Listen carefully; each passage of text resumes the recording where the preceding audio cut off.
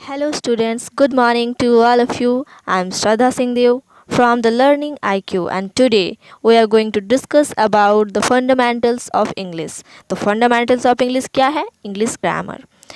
हम सब बचपन से इंग्लिश ग्रामर पढ़ते आ रहे हैं, सीखते आ रहे हैं। हर एक क्लास में हमें इंग्लिश ग्रामर मिलता है, लेकिन क्या हम जानते हैं कि इंग्लिश ग्रामर हम क्यों पढ़ते हैं, क्यों ये इतना ज़्यादा एसेंशियल है, why it is essential for our life and how it become a part of our life. कैसे, क्या ये हमें पता है? नो। तो चलिए आज जान लेते हैं कि इंग्लिश ग्रामर हम क्यों पढ़ते हैं। इंग्लिश हमारा ग्लोबल लैंग्वेज है। Obviously it is a language which is a method of communication, but it is a global language। तो हर एक व्यक्ति, हर एक बच्चा, हर एक बूढ़ा, हर एक इंसान इंग्लिश सीखना चाहता है, इंग्लिश में बात करना चाहता है, इंग्लिश में लिखना चाहता है। इससे हमारा स्टैंडर्ड पता चलता है। लेकिन ये चीज़ तभी मुमकिन होगा जब हम इंग्लिश ग्रामर में एकदम परफेक्ट बन जाएंगे, इंग्लिश ग्रामर हम अच्छे से सीख जाएंगे। तो ये क्या पता चला हमें कि इंग्लिश ग्रामर हम क्यों पढ़ते हैं। इंग्लिश ग्रामर हम बात करने के लिए करते हैं, एक दूसरे के साथ कम्युनिकेट करने के लिए ग्रामर सीखना ज़रूरी है। जैसे कि मान लीजिए ये जो इंग्लिश ग्रामर है, इंग्लिश ग्रामर हमारा रूट्स है, हमारा जो लैंग्वेज है इंग्लिश का रूट्स है। तो पहले आप मान लीजिए कि एक पौधा लगा रहे हो घर में, तो पौधा लगाओगे तो क्या उल्टा साइड से लगाओगे या जड़ को मिट्टी में अच्छे से लगाओगे और उसमें पानी डालोगे, खाद डालोगे, ताकि वो जो रूट्स है वो स्ट्रॉन्ग बने। जब रूट स्ट्रॉन्ग बनेगा तब पौधा अपने आप खुद ब खुद बढ़ेगा, ग्रोथ होगा इसका। तो वैसे ही हम जब बच्चे रहते हैं तब हमें खान पान चाहिए होता है। अभी भी अगर हम लोग 2 दिन खाना नहीं खाएंगे तो क्या हमारा शरीर अभी से अनहेल्दी नहीं हो जाएगा? अभी से हम लोग सूख नहीं जाएंगे, पतले नहीं हो जाएंगे, हमारा तबीयत ख़राब नहीं हो जाएगा, कमज़ोर नहीं पड़ जाएंगे? तो खाना जैसे हमारे लिए ज़रूरत है, खाना खाने से क्या होता है, हमारा जो बेसिक नीड्स है उसको हम पूरा करते हैं और ख़ुद को स्ट्रॉन्ग बनाते हैं। तो इंग्लिश ग्रामर कुछ इसी टाइप का है। अगर इंग्लिश ग्रामर को हम लोग स्ट्रॉन्ग कर लिए तो इंग्लिश लैंग्वेज बहुत ही ईजीली हम बोल सकेंगे, हम लिख सकेंगे और सीख सकेंगे और लोगों से कम्युनिकेट कर सकेंगे। तो कम्युनिकेशन का क्या एम क्या है, उसका मोटिव क्या है?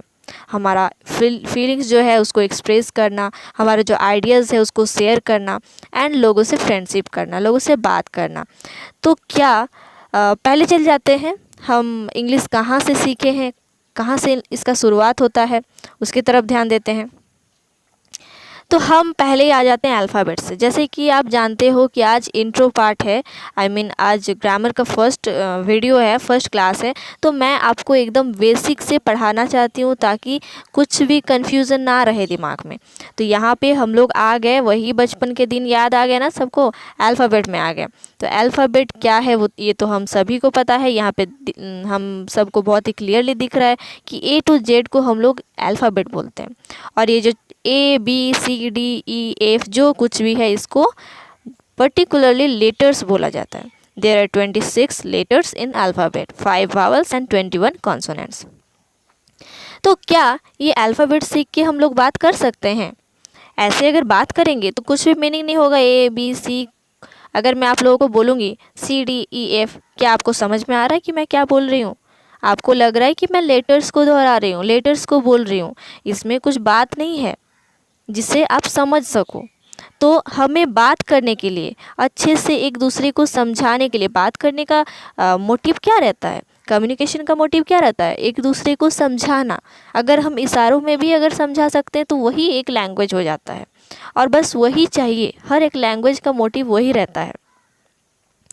तो पहले तो हम उस अल्फ़ाबेट्स को अरेंज करते हैं, अरेंज करना पड़ता है। अरेंज करके हमें क्या मिलता है? अरेंज करने से हमें वर्ड बनाते हैं, हमें वर्ड मिलता है। तो इन वर्ड का देखिए CAT, यहाँ पे 3 लेटर हम ले लिए हैं, C, A और T। तीनों को मिलाने से क्या होता है? तीनों को मिलाने से एक मीनिंग निकलता है, एक वर्ड बनता है। तो वर्ड क्या है पहले जान लेते हैं। Word is a group of letters which make sense. तो जिसका एक मीनिंग होता है।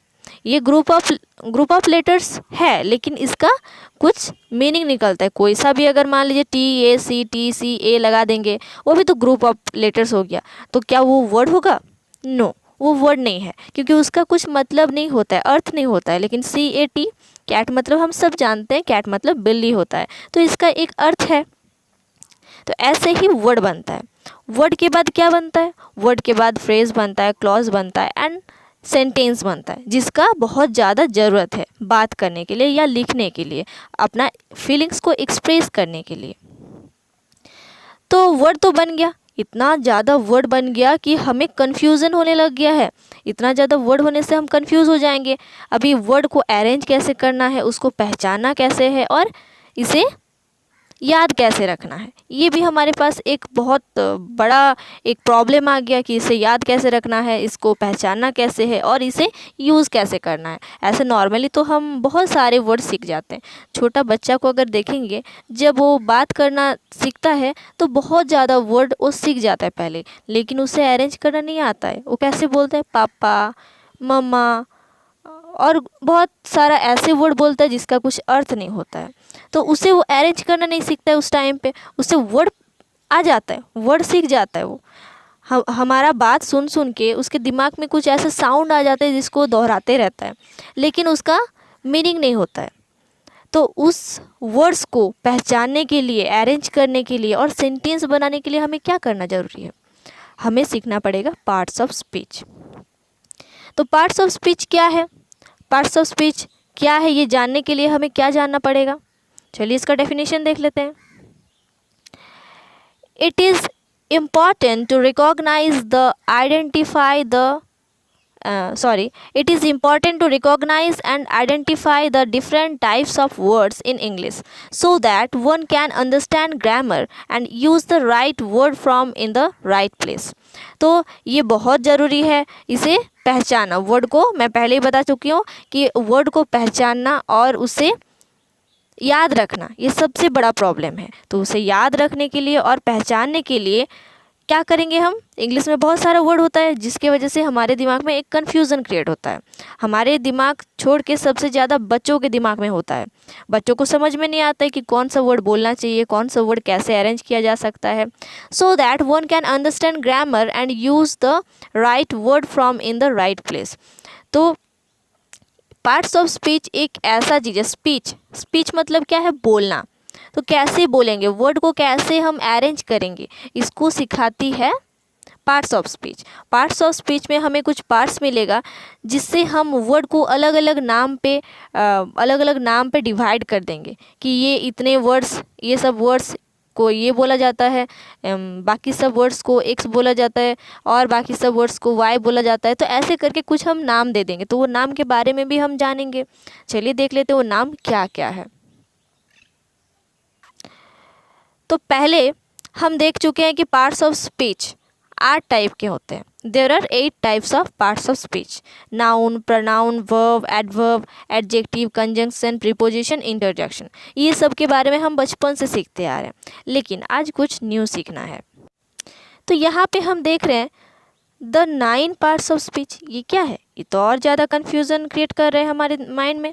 ये क्या है? हम तो बचपन से सीखते आ रहे हैं कि there are 8 parts of speech, but now यहाँ पे लिखा हुआ है क्या? The 9 parts of speech. There are 9 parts of speech. ये 9 और 8 में क्या डिफरेंस है? 9 अगर पहले से, अगर बचपन से हम लोग सीखते आ रहे हैं कि there are 8 parts of speech, अचानक से एक तो कहाँ से आ गया?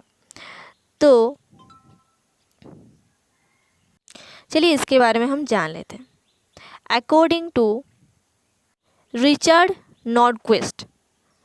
नॉर्डक्विस्ट के हिसाब से ये जो पार्ट्स ऑफ स्पीच है वो 9 टाइप्स है। There are 9 parts of speech. तो हम तो 8 पार्ट्स को जानते ही हैं। तो अभी जैसे कि हम हमेशा एडवांस कुछ जानना चाहते हैं, सबसे आगे रहना चाहते हैं, तो सबसे आगे रहने के लिए हमें कुछ और जानना पड़ेगा। 8 पार्ट्स ऑफ स्पीच तो ऐसे ही हमारे दिमाग में है, लेकिन 9 पार्ट्स ऑफ स्पीच क्या क्या है ये हमारे दिमाग में नहीं है। तो ऐसा ना हो कि बाकी सब आगे बढ़ जाए और हम वही पीछे 8 पार्ट्स ऑफ स्पीच के साथ ही रह जाए। तो हमें सीखना है 9 पार्ट्स ऑफ स्पीच। तो चलिए देख लेते हैं 9 पार्ट्स ऑफ स्पीच क्या क्या है।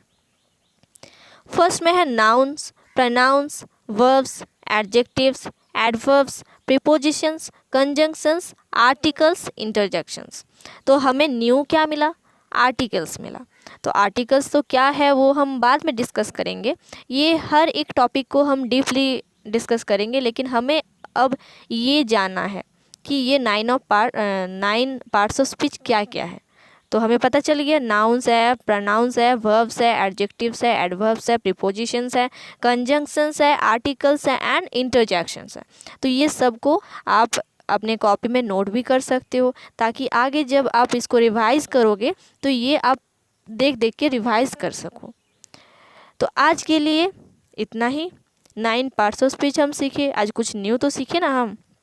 तो चलिए नेक्स्ट वीडियो में हम देखेंगे कि ये पार्ट्स ऑफ स्पीच जो है 9 पार्ट्स ऑफ स्पीच, नाउन क्या है, प्रोनाउन क्या है, वर्ब क्या है, एडवर्ब क्या है, एडजेक्टिव क्या है, कंजंक्शन क्या है, प्रीपोजिशन क्या है, इंटरजेक्शन क्या है एंड आर्टिकल्स क्या है, ये सब के बारे में हमें बहुत ही डीपली जाना है। तो एक वीडियो में तो हम कवर नहीं कर सकते हैं, तो नेक्स्ट वीडियो में हम देखेंगे नाउन और प्रोनाउन क्या है, या नाउन के कितने टाइप्स है, कितने काइंड्स है।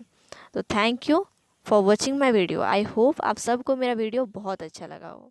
Thank you.